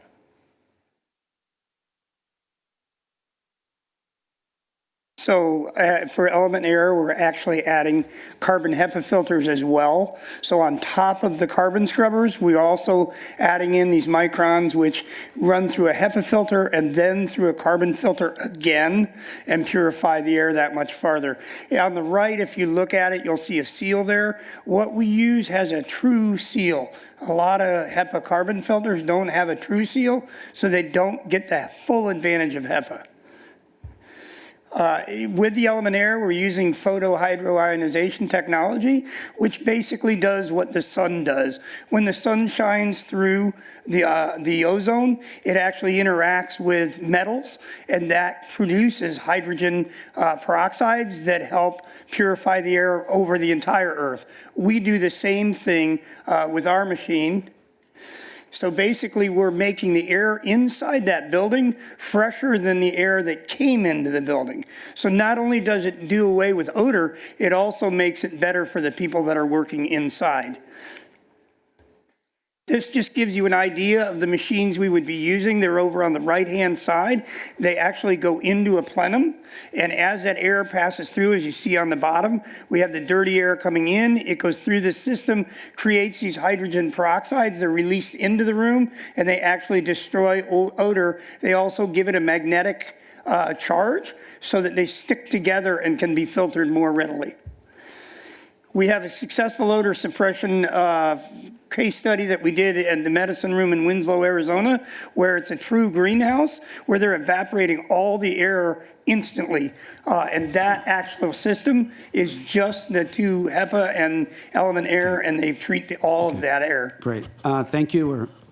At the end, we can ask questions after we have public comment and rebuttal. Yep. And I'm sure council will probably have questions for you. So thank you. Thank you. And we'll start with public testimony. The first person is Paula Arborn, followed by Eric Flexner, followed by Zayari Aguilar.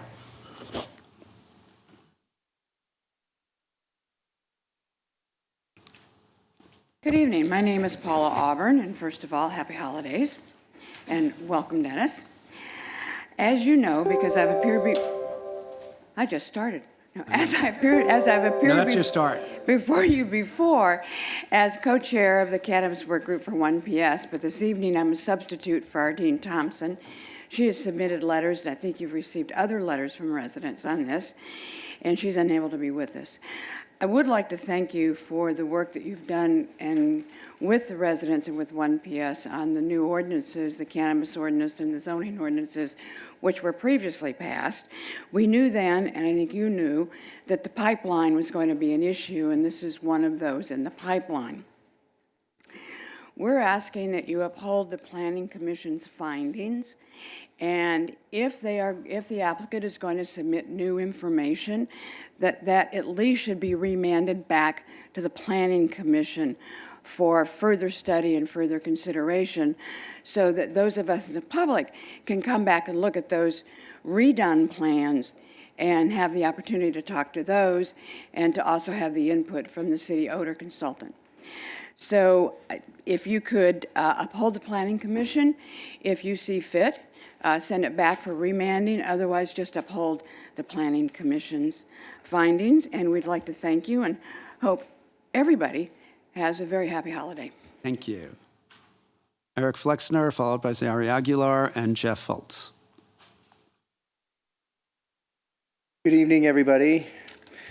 I support the Montalvo CUP, and so does the city staff report itself, 100%, except for the part about except for the conclusion on odor control. I'm a realtor and I'm familiar with the CUP process. Montalvo has submitted an odor control plan that goes beyond the city's requirements for a zero tolerance policy. I can appreciate Steve Aguilar's investment and commitment for compliance. The building is in an M1P zone, and the general plan automatically takes into consideration harmony with surrounding uses, which is precisely what the staff report says. I believe that all neighbors received disclosures informing them of all proximity to the airport, and manufacturing and location is reflected in all property values. I also want to wish you all a very happy holiday. Thank you. Great. Thank you very much. Mr. Aguilar, followed by Jeff Fultz and Renee Aguilar. Honorable May Kors, council members, and city staff, my name is Yari Aguilar, and I am here to speak in support of item 2A, the approval of Montalvo Enterprises, which will be of benefit to the city in the following manner. To date, there has been over 50 various contractors, handyman, architects, engineers, electricians, plumbers, HVAC installers, landscapers, painters, of which 90% of them are all from Palm Springs. Once the building is fully operational, there will be roughly 60 people employed, most of which will be from the city of Palm Springs as well. In addition, the building will generate a substantial amount of taxes. The cannabis industry is highly competitive, and with the state increasing taxes and the price of cannabis declining, it is imperative that the operators keep expenses down to remain competitive. Most of the cultivators and manufacturers in the city are on triple net leases and single-tenant buildings. The property tax, insurance, maintenance, and repairs are 100% at the tenant's expense. On average, single-tenant buildings like this can easily exceed $5,000 per month. Currently, Montalvo's monthly charges are $468 per unit. In this case, that will total $1,872 per month. That's roughly a savings of $3,128 per month and $37,536 annually. In addition, the synergy of multiple cannabis operators on the same property benefits them in the following manner. Cultivators can sell leaf and flower to the on-site dispensary, as well as to one of the on-site distributors. Manufacturers and edible producers can also sell their products to the on-site dispensary, as well as on-site distributors, which alleviates shipping and packaging costs.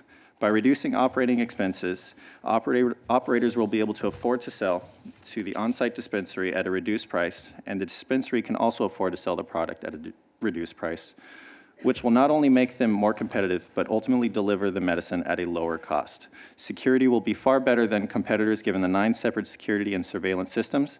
Having multiple operators on site will ensure there will almost always be someone on site to watch over the building. Approving this building will be a win-win for everyone. Thank you for your time. Great. Thank you. Jeff Fultz, followed by Renee Aguilar, followed by Zoran Hendrick. Honorable Mayor Kors and council members, I'd like to thank you for your time and happy holidays. I'd like to speak on the building. I work there and am managing a lot of contractors. We're trying to be really good neighbors. We've done new paint. We're doing electrical work. We've done fire sprinklers. We're doing a lot of work to make that building a better place. There's a lot of people working there currently right now to improve it. But I would like to stress a little bit about the odor control that's going in. This is not only a state-of-the-art odor control, we have so many different layers. This will be the prototype for anything you want to do as far as odor control. So, and if you guys want to add conditions for approval, I think that's something that you could do if there's some questions that you don't have answered.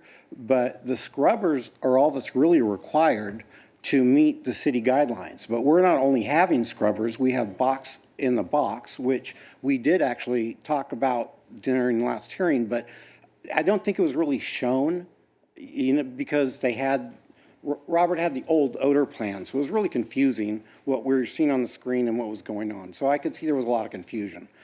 But a box in a box is going to hold that odor in. The scrubbers are going to clean that air once, and then we're cleaning it again with the other two, the HEPA filters, carbon controls, and then there's that third section. So again, we're doing everything we can to make sure that we're good neighbors to the community. And again, what other people said, there are jobs on the line here. There's people that will work at this facility, and there's also tax revenue to the city. So I just appreciate your taking that into consideration in your votes. Thank you very much. Thank you very much. Renee Aguilar, followed by Zoran Hendricks, followed by Cheyenne, I can't even read that, Askerai, and followed by Neil Garrett, who is our last speaker. If you're not on that list and want to speak, please put in a card now. Thank you. Good evening, Mayor Kors, council members, city staff. Thank you for your time this evening. My name is Renee Aguilar. I'm here in support of the Montalvo Enterprises approval. This building meets all existing ordinance guidelines. It's in an M1 zone, which has no setback or density requirements, just like the 11 warehouses that have been approved at Ramon and Williams Road. The age of the building is a non-issue because of the new box-in-box construction and the state-of-the-art multi-layered filtration and odor control equipment. It has containment hallways to mitigate leakage. We've moved the loading zone inside the warehouse in its own filtered containment rooms. We have secured automatic gates for rear employee and secured parking and loading. There'll be at least 9 security and surveillance systems in place. The wind blows from a northwest to a southeast direction. The only homes to the south are over 2,600 feet away. 90% of all the existing approved warehouses are with 400 to 700 feet of residential. So we are far beyond that. As far as any environmental issues with the immediate area, there's really just no way that a 8,700 square foot cultivation and manufacturing operation can even begin to have as much of an environmental impact as an international airport, a wind erosion area, a sandstorm area, a liquefiable soil area, and a former military weapons site. These have all been confirmed in the SEQA report for the subject property. Lastly, Mr. Robertson states in his staff report that he's only aware of minor building upgrades, although the building upgrades have been communicated at past city hearings. In addition, he works there and can see all the pending permits. As of the date of October 23rd, 2019 staff report, $500,000 has already been permitted and in process, including electrical upgrades, fire sprinklers, new site plans. Great. And I thank you for your time. Okay, thank you very much. Zoran Hendrick, followed by Shireen Ascara, followed by Neil Garrett, followed by Lance Strumpf, who will be our last speaker. Good evening, ladies and gentlemen, distinguished members of the council, Mayor Kors, and guests. I drove almost 7 hours to speak here tonight from Los Angeles because once I read the specifications on this project, I was really surprised and very pleased to see how much effort is going into controlling the amount of air and controlling the amount of the smell, if you will, would go out of the building. And that is controlled with these, as everybody said, box within the box, which is a negative air concept. It's taking all the air within, taking it through filtration, and what goes out is filtered and purified. As far as the city is concerned, having such an operation near an airport, traffic won't be impacted because shipping and receiving is done through the airport. It'll be right around the corner. In terms of the benefit to the community, this is going to be a model, I believe, because of the effort that is taking place on this project with a man who has such high integrity that I've known personally for 20 years, and I solely support him doing this. He wouldn't do anything inappropriate. He wouldn't do anything, shady, and he's certainly doing it for the community. And having 9 businesses under the same roof is really fantastic. You're talking about a product that has recently been approved, that has been outlawed for many years. I know 50 years ago I tried it, never followed up with it, never did it. My son told me about it recently, and I did it to calm myself down. And this is not only news, this is helpful. It's a medicine. It is not a drug. It is medicine. So let's treat it like medicine. And I'm really supporting it because it's about time. It's about time we do the right thing. We don't need to keep the pharmaceuticals busy. We don't need to invent more drugs from them. This is a natural product. Great. Thank you That's all very I gotta much. say. Thank you. Shireen Ascari?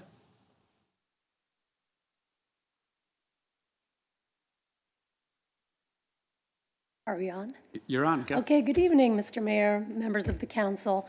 My concern is that I am a resident of the neighborhood immediately adjacent to this proposed project. I was unaware that there are currently manufacturing facilities in that area.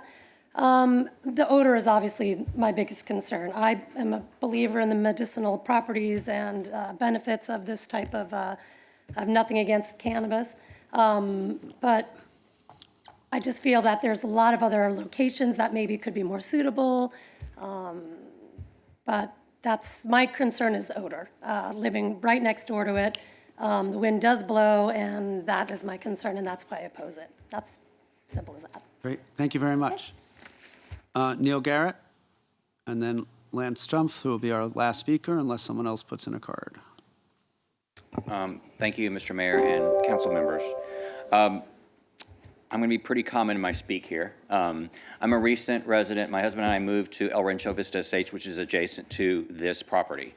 I can only go off my experience. My experience has been when I drive down Palm Canyon near the car dealerships, near Bankside Drive, the odor is just tremendous. And I know that there's been a lot of diagrams and a lot of HEPA filters talked about tonight.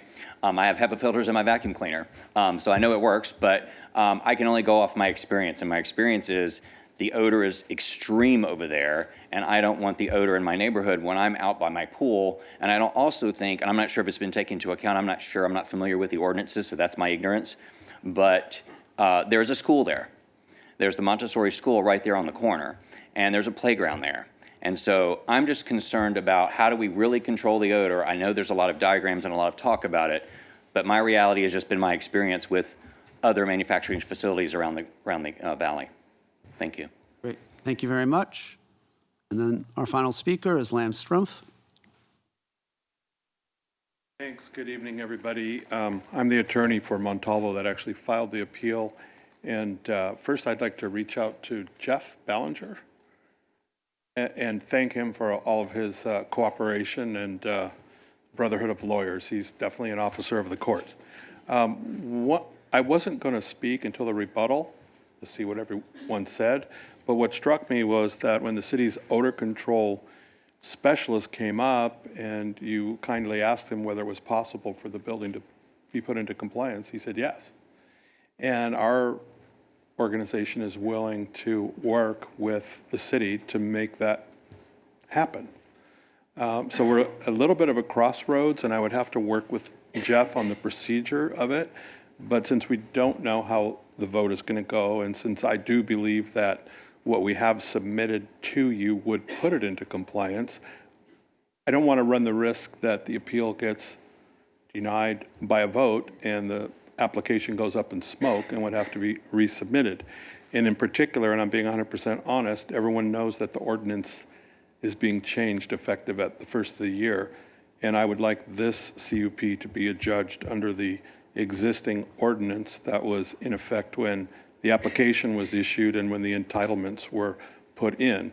So I don't know what the procedure is going to be for that, but I want to protect and preserve my clients' rights, and I think the best thing to do would be to work with Mr. Ballinger and figure out how we can give the Planning Commission or whoever wants to receive it the information to make what your expert said is possible happen, then we won't have this issue. Thank you.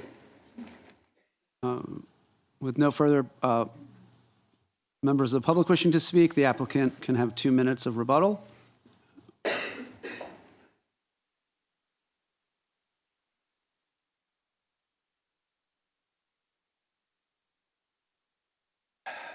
Okay, here we go again. Okay, so I just want it to be known that from the very get-go, my intentions have been good. I did my due diligence on this thing extensively before we purchased the building. I did that because I don't want hassles and I don't want to create strife with the city. So all along the way, as this thing has progressed and there's been momentum against us, I have modified this plan 3 or 4 different times. I've sought out the #1 odor control person in the entire United States. My architect, we've gone back to the drawing board in many details. And like my attorney just said, we're open to just suggestions. I would actually be curious to see what 15,000 Inc., the city's odor control expert, has to say, because I believe our new plan covers everything. In fact, I think it exceeds every city ordinance in the entire Southern California. So I do believe what we have is capable of complete odor control. I did want to comment a couple things on the things that were mentioned in the beginning of this hearing. We did submit a plan. I have an email confirming that I submitted it to Edward Robertson on October 3rd. The city staff report was on October 23rd, and yet on October 25th, our entire presentation resolved around our old plan. So when we were speaking, the old plan was up. We're not looking for problems. Definitely want to make sure that the community is feeling good about it, and we're willing to do what we need to do to make sure that we are non-odor, we are not disrupting the community, and that we have something that everyone will be satisfied with. So with that, I'm humbly saying I hope that you will consider talking to 15,000 Inc. to see if they think that we need to have changes, and open to suggestions. Thank you for your time. Thank you very much.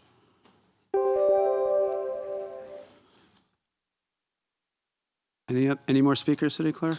No other speakers, Mr. Mayor. So if none, we will close the public hearing. And before questions and comments, I do have a couple that are maybe a little more on the legal side, just to help with our discussion that have come up.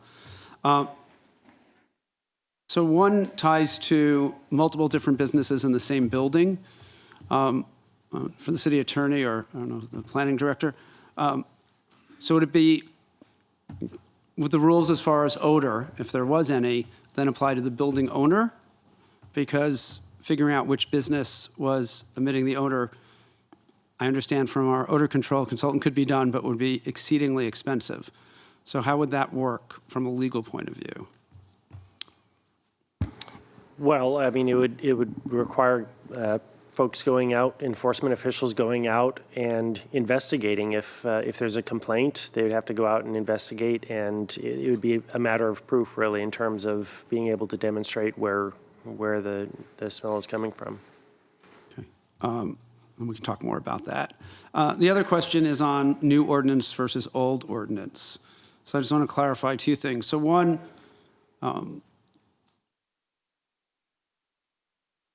the old ordinance, although we didn't have fines and penalties and 3 strikes and you lose your permit and you're closed, still had no odor at the property line, correct? Correct. So as far as the odor being there, the new ordinance or the old ordinance doesn't make a difference. Correct. And the 3 strikes would apply to, regardless of if this ever gets approved, if it was before or after. Correct, That because that's applies an operating standard. retroactively, Yes. or fines. The other question is, how does it impact labor peace agreements, depending on when this is approved?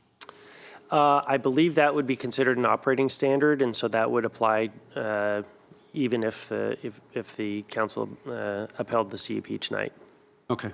So I just want to, before we open it up, get that clear for folks. And Councilmember Middleton, you're up. Thank you, Mr. Mayor, and thank you to everyone who came and spoke this evening. So I want to start with a question for the director. The design and the plans that we are looking at tonight that were in the PowerPoint, are those the plans that the Planning Commission had to review on October 23rd? No, those are not.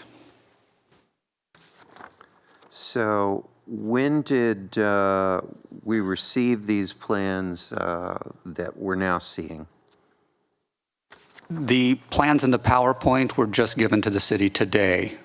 And I'm talking about the PowerPoint. We actually haven't received any documents in terms of construction documents showing the information that was shown this evening. All right. So has our odor control expert had an opportunity to review these revised plans or the revised odor control? The information that was shown this evening, no. All right. So, and without seeing actual construction plans, and this is a question for the odor control expert, are you in a position to be able to make a judgment as to whether or not these plans will perform as was stated in public comment that they would achieve? The odor control expert. Are you in a position now to be able to make a determination as to whether or not the plans that we are now looking at that were received today would in fact achieve the type of odor suppression that is claimed by the applicant and is required by the city ordinance? Not tonight, no. Normally our reviews take several hours because they're extensive and code cited, and not tonight. Could you describe what you do when you go out and do this type of review? Well, the review process is mostly two-step in our office. It happens with 3 steps, I should say. I'm probably the last step. It starts with Caroline in our office, who works with the city, and Michael in the city and the intake. She does an initial review for mostly administrative compliance, and then there's an engineering review that takes place after that, and that's done by a licensed mechanical engineer. And then it's reviewed and repopulated back to the city's website. Okay, thank you. You're welcome. For the director, on page 5 there are, of the staff report, there are a number of the school, public park, air museum, and the like, and identification of the distance from the facility to those particular locations. Are all of those in conformity with the city ordinance? Yes, they are. The city's requirement is that the facility needs to be at least 600 feet away from protected uses. Okay. Excuse me, I made a lot of notes and I want to make sure I get all of my questions. So the fundamental thing that the Planning Commission made a decision on is that they could not make findings with regard to number 2 is not, the use is not detrimental to existing or future uses, and number 5, conditions are not adequate to protect the health, safety, and welfare. Have you, Mr. Director, seen anything that would, to date, that allows you to make a conclusion different than that which was reached by the Planning Commission when they made their judgment on October 23rd? Based on the graphics that were shown this evening, what the applicant is proposing is similar to what we've seen in other facilities that have been approved by the Planning Commission. So yes, it is possible. However, I would like to see full construction documents showing that and include that as part of the file. All right. I think that concludes my questions. Councilmember Woods. Just one question for staff. A CUP runs with the land, and in this case, are the various businesses within the single building on different parcels? Or I'm just trying to think how, so some of the other businesses that are running there already have a conditional use permit to operate. Does each use we're requiring a conditional use permit? I'm just wondering if as an example, the reason I'm asking this question is if one of the businesses is found in violation and we revoke the CUP, we go through the hearing to revoke the CUP, does it revoke it for the entire parcel or just that particular business? Just that use. Just that that use. specific use. Great, thank you. That's it. Great. Thank you. Jay, can you come back up for our odor consultant? We'll keep this in questions, then move to comments. Given there are going to be multiple different businesses in different units, are there any, well, this is staff and you, but are any of the other businesses, cultivation or manufacturing, that could produce odor if they weren't following an approved odor control plan? At this point in time, we have 2 approved manufacturing businesses. Both are Type N manufacturing. The Type N is less of an impact in terms of odor than the Type 6 or Type 7 manufacturing. Okay. There are no other cultivation businesses that have been approved, and I don't know that they have any ones in the pipeline. Okay. So given that, would we be able to tell if there was odor that it was coming from this specific business? Well, it sounds like this will be one business here, and then there's also one manufacturing N. I'm familiar with, I can't tell if this is one or not, but. Sorry. I'm familiar with the 2 uses that are on the ends of the building, and those are both infusion. Right. I don't know if there's any other approved uses in there, but if it was just a single cultivar, that would be it. But if there were multiple cultivars, it would be almost impossible to determine which one was out without extreme measures. Okay. And from, you're just seeing this for the first time tonight, I don't want a conclusion, obviously. You need to do, is that, or is the types of things that would lead you to believe it's possible, as you said earlier, with those types and maybe some changes to result in the odor-free? Well, I'm never going to say odor-free, but yes, I do believe you could get to no discernible odors at the property line with significant upgrades to the building. There's always odor in the air. I appreciate that, yes. Okay, that was my question. Okay. Thank you. And then for the applicant, so is this one business altogether that you're going to be operating? Or is it being rented to multiple businesses? I was unclear. This is the only cultivation on the site. Okay, and you would all be one business doing cultivation there? You wouldn't be multiple This is 4 individual units combined. There would be cultivation and by manufacturing. Yes. By one owner? Yeah, Okay. no other cultivation in the building. Right. And just one thing I wanted to say, the plans that we're talking about up here, they were actually sent on Tuesday, the ones that you guys have in front of you right now. They were part of the email that I sent to everybody, so I'm not sure what happened, but. No, yeah. I did see these, but Yeah. I mean, obviously, it's not enough time to get the kind of review I understand. we would need. Yeah, no problem. Yeah, at that point. Okay. Any other questions or? Any other questions for the applicant at the moment? No? Okay, thank you. And just before we go to comments, city attorney or planning director, so our options here are we could uphold the appeal, we could deny the appeal, we could add conditions, we could send it back to planning commission with direction, or anything in that definite milieu? Okay. So with that, Councilmember Middleton. Thank you, Mr. Mayor.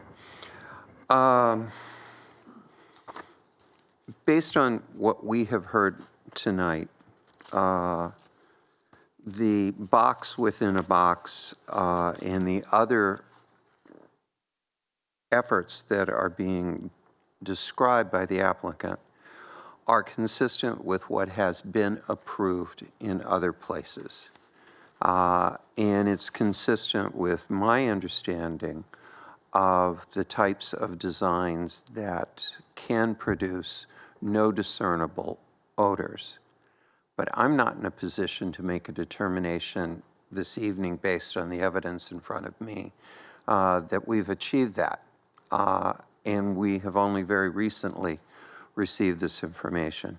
And this information is in this description of their designs is not what the Planning Commission had an opportunity to review. So I would like to remand this back to the Planning Commission for their review and for staff's opportunity to review in detail, as they would do with any application, the design, the construction documents, and have this heard by the Planning Commission.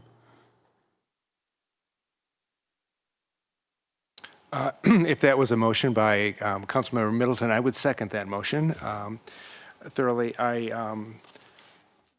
I think, admittedly, everyone in the room, including the applicant, has stated that there's been a lot of confusion over what was reviewed for the odor control plan, the airlocks, all of that. We got new plans just tonight.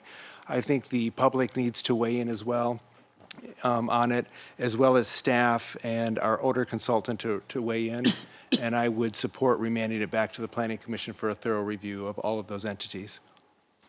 Okay, great. Thank you. I think the applicant's lawyer would probably be the person I have my question for. You're knowing I was going to ask you a question.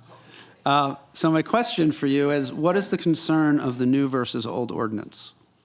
I don't have any concern other than the red line version that I have. I don't have the final version of it. It seems to impose different distance requirements. And have distances between. It does for people who didn't already have their permit and apply for the CUP. Right. Everyone else is grandparented in. Right. And as long as we're grandparented in and any future proceedings to go back to the Planning Commission doesn't put us into next year and say, well, now you're subject to the new law, then as long as that is okay, and that's what I wanted to talk to You're Jeffrey subject to all the new rules, but you're not, either way, but you're not subject to the distance requirements in the new zoning. Is that correct, Mr. Ballinger? Actually, under the new ordinance, cultivation would not be permitted in this zone. But under the language in the ordinance that the City Council approved, it does allow these pipeline applications to move forward under the existing zoning that was in place when they applied. And that won't change. That would still be applicable here. And so in speaking to Mr. Aguilar, I asked him if he would be willing to stipulate, basically agree, to remand this proceeding back to the Planning Commission so the Planning Commission could have an opportunity to re-review what was submitted along with the updated items, because actually what the Planning Commission said in their report, in their conclusion, was the proposed use is consistent with the zoning criteria and conforms to the criteria for medical or adult use cannabis manufacturing facilities as required by the code. But then it has a however, and even the however was not conclusive one way or the other.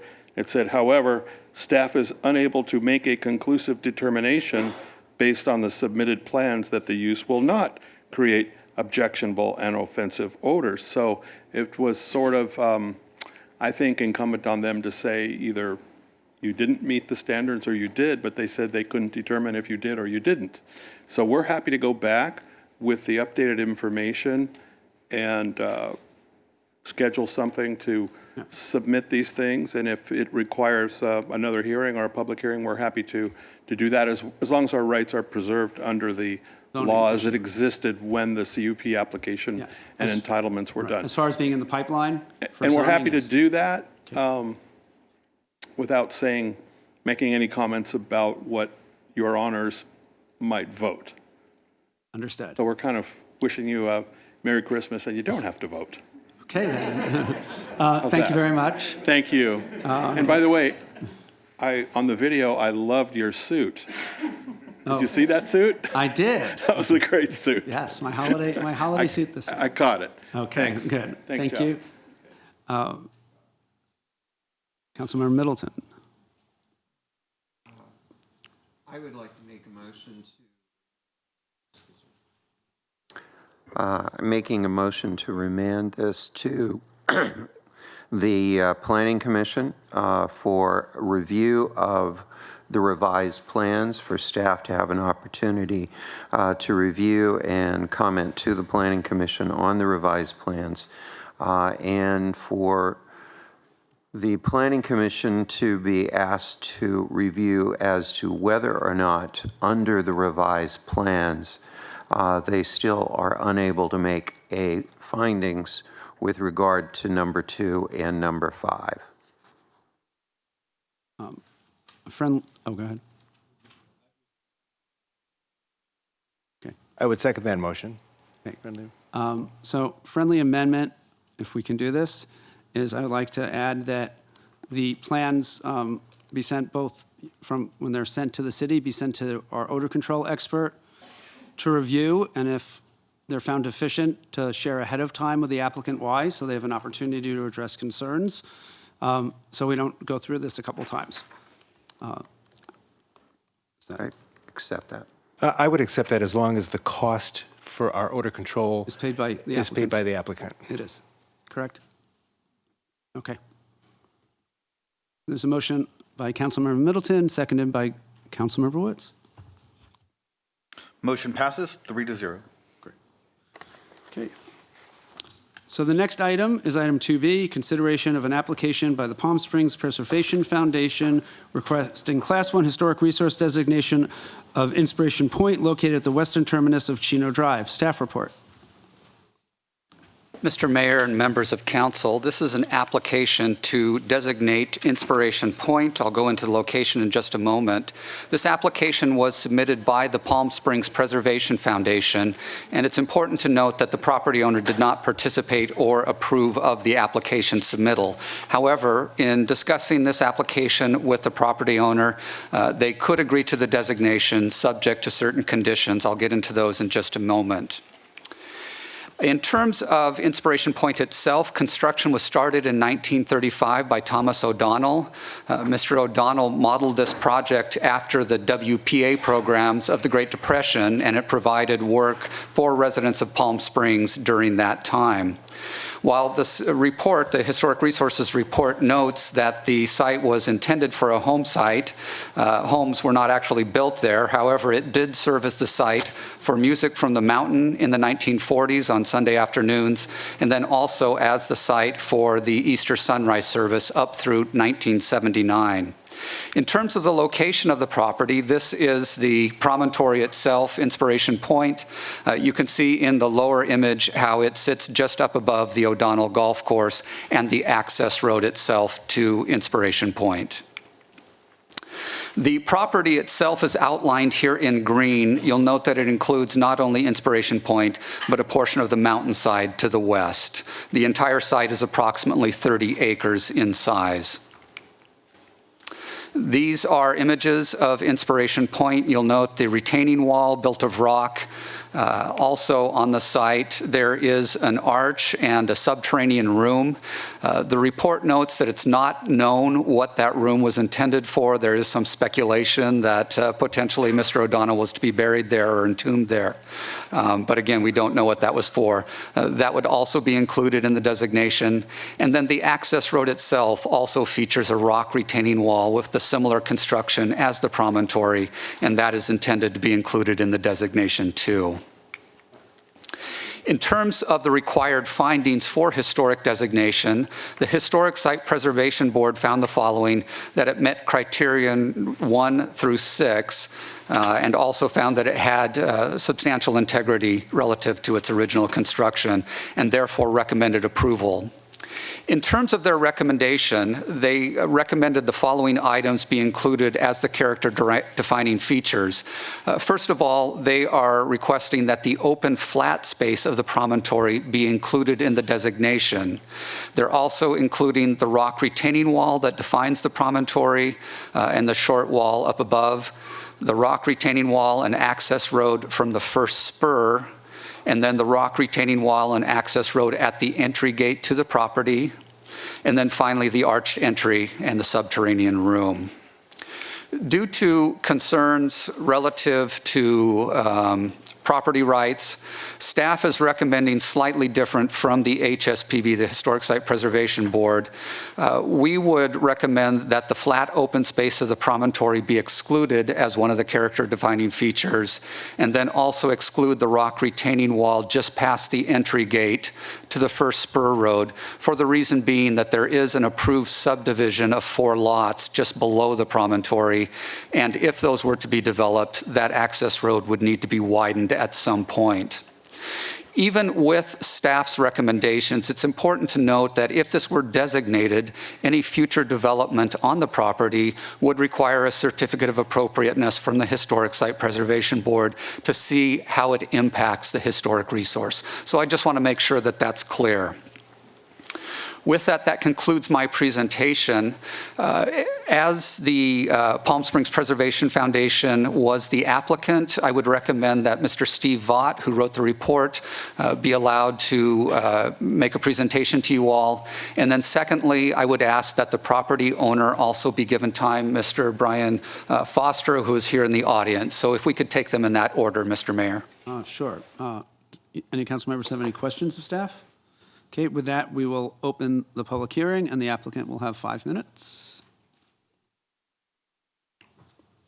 Questions on any of the research I did. I know that it